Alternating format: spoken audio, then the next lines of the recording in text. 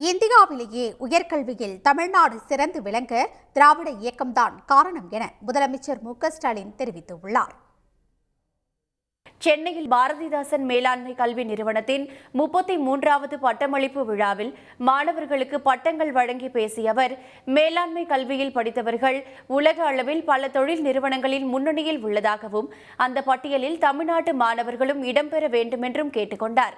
இந்தியாவிலேயே உயர்கல்வியில் சிறந்த மாநிலமாக தமிழ்நாடு விளங்கி வருவதாக தெரிவித்த ஸ்டாலின், உயர்கல்வியில் தமிழ்நாடு சிறந்து விளங்க திராவிட இயக்கம்தான் காரணம் என்றும் இந்த அடித்தளத்தை அமைத்தவர் கலைஞர்தான் என்றும் கூறினார். அதன் தொடர்ச்சியாக திராவிட மாடல் அரசும் ஏழை எளிய மாணவர்களும் உயர்கல்வி பெற புதுமை பெண் திட்டம், தமிழ் புதல்வன் திட்டம், நான் முதல்வன் திட்டம், முதல்வரின் ஆய்வு திட்ட நிதி உதவி, மாதிரி பள்ளிகள், தகைசால் பள்ளிகள் என பல முன்னணி திட்டங்களை செயல்படுத்தி வருவதாக அவர் தெரிவித்தார்.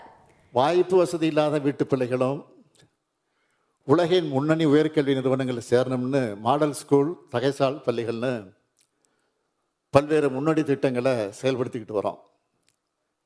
உலகம் எந்த வேகத்தில் மாற்றமடையுதோ அந்த வேகத்துக்கு நாமும் ஈடு கொடுத்து ஓடணும். கொஞ்சம் அசந்தாலும் அவுடேட் ஆகிடும்னு சொல்லிடுவாங்க. வளர்ந்து வரும் உலக வளர்ச்சிக்கு ஏற்ப தமிழ்நாடும் பல திட்டங்களை செயல்படுத்தி வருவதாகவும் அதில் சிறிதளவு தொய்வு ஏற்பட்டாலும் நாம் காலாவதியாகி விடுவோம் என்றும் ஸ்டாலின் கூறினார். அறிவுடையார் ஆவது அறிவார் என்ற திருக்குறளை மேற்கோள் காட்டிய அவர், பல புத்தகங்களை படிப்பதை விட எல்லாவற்றுக்கும் பொருத்தமாக இருக்கும் மேலாண்மை பாடங்கள் திருக்குறளில் உள்ளதாக தெரிவித்தார். மாற்றத்துக்கான தலைவர்களாக தமிழ்நாட்டு மாணவர்கள் வர வேண்டும் என்ற ஸ்டாலின், நீங்கள் உயர வரும்போது உங்களுக்கும் கீழ் உள்ளவர்களையும் நீங்கள் கை கொடுத்து தூக்கிவிட வேண்டும், இதுதான் உண்மையான தலைமை பண்பு என்றார். எத்தனை மாற்றங்கள் வளர்ச்சிகள் வந்தாலும் சில பேசிக்ஸ் எப்பவுமே மாறாது. அதில் நீங்கள் ஸ்ட்ராங்காக இருக்கணும்.